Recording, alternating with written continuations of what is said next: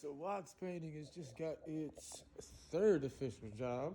Second through Matt Sorg. Shout out to Matt. I'm out here in Avalon. Check this out. So this is the before.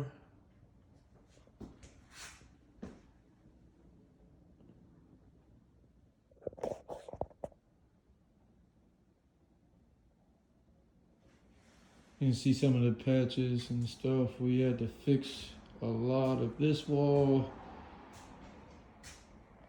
underneath, painting around there. Had to fix a lot of the ceiling. All down there, as you can see, had to be remade, floated, and all that fun stuff. I'm gonna paint across there. I'm gonna paint in there. And there across to here, and I'm not doing that. And then all this is gonna be backsplash. See? Job number 3 in Avalon with Matt Sorg and Mint Contracting. Couldn't be happier, man. Thank God.